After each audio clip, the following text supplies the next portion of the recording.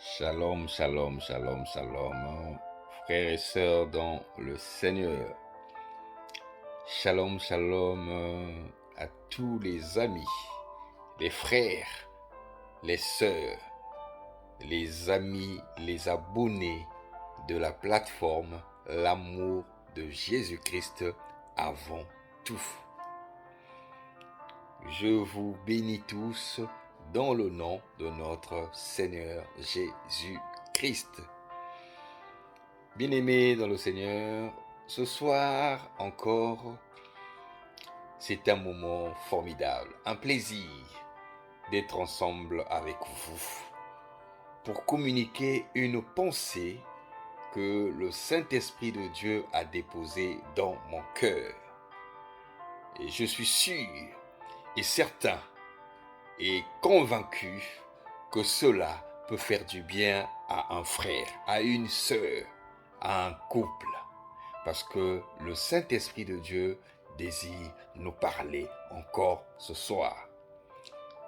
Mais bien-aimés dans le Seigneur, qu'est-ce que le Saint-Esprit de Dieu a déposé dans mon cœur afin que je puisse partager avec vous ensemble, dans la simplicité, dans l'humilité et dans la confiance à la personne du Saint-Esprit de Dieu.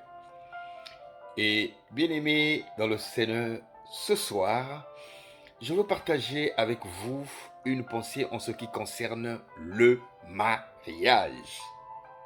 My God. Et le Saint-Esprit de Dieu veut que ce soir, je partage une pensée sur le mariage. Et pourquoi sur le mariage? C'est pour parler sur le pouvoir qui est dans le mariage. Et bien aimé dans le Seigneur, je veux que chacun de nous prenne le temps de noter les passages bibliques que je vais communiquer afin que chacun de son côté, dans son intimité personnelle, dans la lecture de la parole de Dieu, arrive à méditer et à comprendre à ce que le Saint-Esprit de Dieu te convainc, à ce que le Saint-Esprit de Dieu te fasse aussi rentrer dans la révélation de ce que ces passages peuvent vous emmener chacun à comprendre. Et bien aimé dans le Seigneur, déjà, pourquoi je parle du pouvoir qui est dans le mariage? Souvent, bien aimé dans le Seigneur, nous n'arrivons pas à comprendre, à réaliser ces choses. Mais c'est vrai que dans le mariage, il y a un pouvoir. Mais un pouvoir qui n'est pas humain, un pouvoir qui n'est pas charnel, mais un pouvoir qui est divin. Parce que le mariage, c'est Dieu qui l'a établi. Le mariage, c'est l'ordonnance divine. Mais pourquoi, bien aimé dans le Seigneur, ce soir, je veux dire que dans le mariage, il y a un pouvoir. Mais le Saint-Esprit de Dieu a voulu que ce soir, je puisse partager avec tout un chacun de nous, à comprendre que dans le mariage, le pouvoir se trouve dans trois choses. Et selon l'inspiration que j'ai eue du Saint-Esprit, ce soir, je vais vous parler du premier pouvoir du mariage. Le premier pouvoir qui est dans le mariage, c'est dans l'unité. Et le deuxième pouvoir qui est dans le mariage, c'est dans la complicité. Et le troisième pouvoir qui est dans le mariage, c'est la foi. Et bien aimé dans le Seigneur. Et pour illiciter toutes ces choses, et nous allons lire dans le livre de Genèse 2, du verset 24 à 25. Je répète, en ce qui concerne l'unité dans le mariage, et nous allons lire dans le livre de Genèse 2, verset 24 à 25. Écoutez ce que la parole de Dieu nous dit. Bien-aimés dans le Seigneur.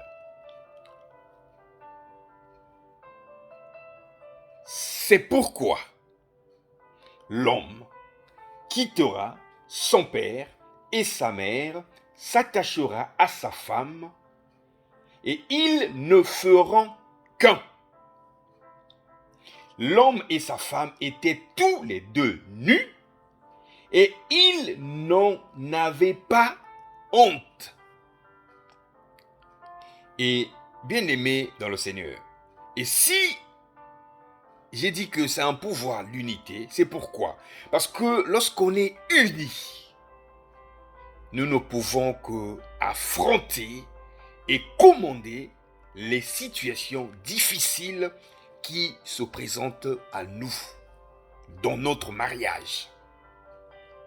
Et nous avons la facilité de rentrer dans la prospérité et la paix en général dans notre mariage.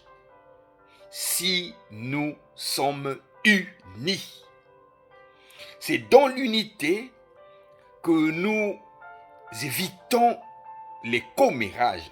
C'est dans l'unité que nous faisons face à toute mauvaise langue qui veulent s'ingérer dans notre mariage. Et deuxième que j'ai parlé, bien aimé dans le Seigneur, c'est la complicité.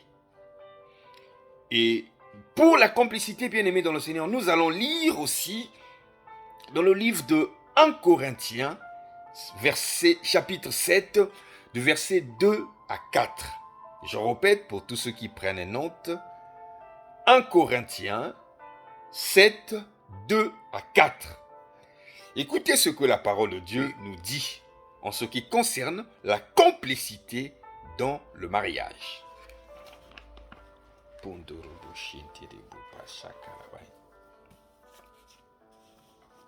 Écoutez. Toutefois, pour éviter toute immoralité sexuelle, que chaque homme ait sa femme et que chaque femme ait son mari.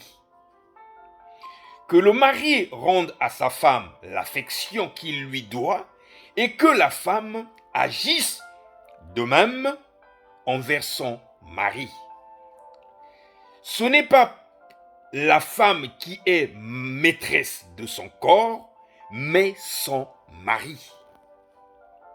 De même, ce n'est pas le mari qui est maître de son corps, mais sa femme. Ne vous privez pas l'un de l'autre, si ce n'est d'un commun accord, pour un temps afin de vous consacrer au jeûne et à la prière. Puis retournez ensemble de peur que Satan ne vous tente à cause de votre manque de maîtrise. My God.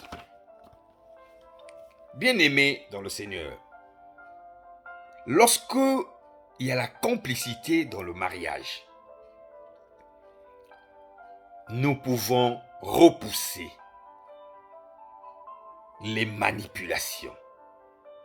Et nous pouvons aussi stopper les troubles et séductions maléfiques. Mais lorsque ces choses arrivent à nous atteindre, lorsque ces choses arrivent à secouer notre mariage, c'est parce qu'il y a manque de complicité. La femme est dans son coin, la femme agit à sa manière, l'homme agit à sa manière. Il y a manque de complicité. Lorsqu'il y a manque de complicité, on revient, comme j'avais dit au premier pouvoir, l'unité, il y a manque d'unité. Mais c'est à ce moment-là que l'ennemi de nos âmes peut venir manipuler. L'ennemi de nos âmes peut venir s'aimer les troubles, les doutes dans notre mariage. Et bien aimé dans le Seigneur, j'ai parlé du troisième pouvoir. Et le troisième pouvoir, j'ai dit que c'était la foi. Et pour cela, nous allons lire dans Proverbes 5, 15 à 19. Pour ceux qui prennent note, je répète, nous allons lire dans le livre de Proverbes 5, 15 à 19. Écoutez ce que la parole de Dieu nous dit. Proverbe 5, 15 à 19.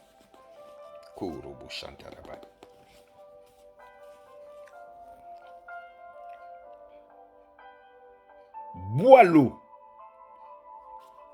de la citerne, l'eau qui sort de ton puits. Tes sources doivent-elles se déverser à l'extérieur? Tes ruisseaux doivent-ils couler sur les places publiques?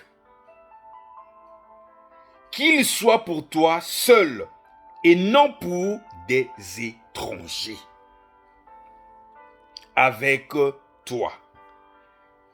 Que ta source soit bénie. Fais la joie de la femme de ta jeunesse. Biche des amours, gazelle pleine de grâce, que ses seins te rassasient constamment, enivre-toi sans cesse de son amour. Mais, bien-aimé dans le Seigneur, l'amour que tu dois t'enivrer ici dans la Bible, c'est l'amour de celui-là qui a bâti le mariage. L'amour en celui-là qui a construit le mariage.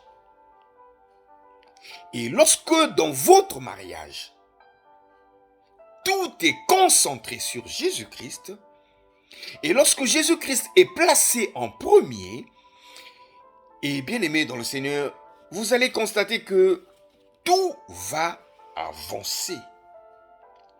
Et lorsque vous avez la foi en Jésus-Christ, en tout ce que vous faites, en tout ce que vous entreprenez, dans votre mariage, dans votre couple, dans votre ménage, bien aimé dans le Seigneur, vous allez vivre l'espoir.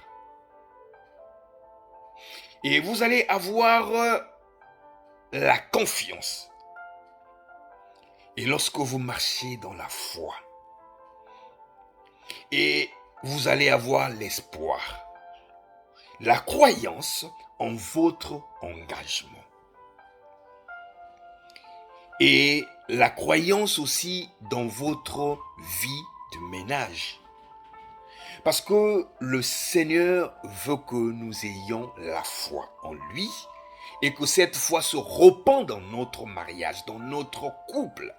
C'est ça, bien-aimé dans le Seigneur, cette exhortation que le Saint-Esprit de Dieu a déposée dans mon cœur afin que je puisse partager avec tout un chacun de nous.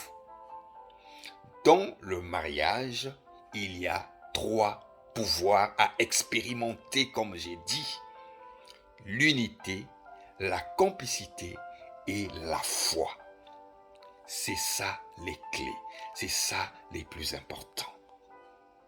Pour avoir un mariage solide, pour avoir un mariage vraiment fort. Le Saint-Esprit de Dieu nous exhorte encore ce soir, nous conseille encore ce soir à marcher dans l'unité, la complicité et la foi. Soyez bénis dans vos ménages, dans vos mariages, dans vos couples, dans vos foyers.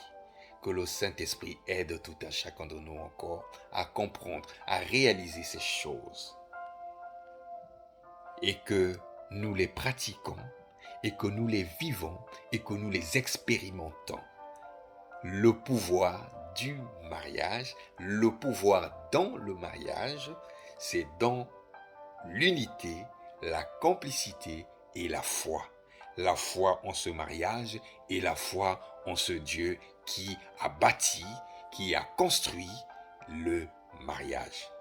Shalom, shalom, shalom. Soyez bénis, bénis, bénis, bénis. Bonne soirée à tous. À la prochaine.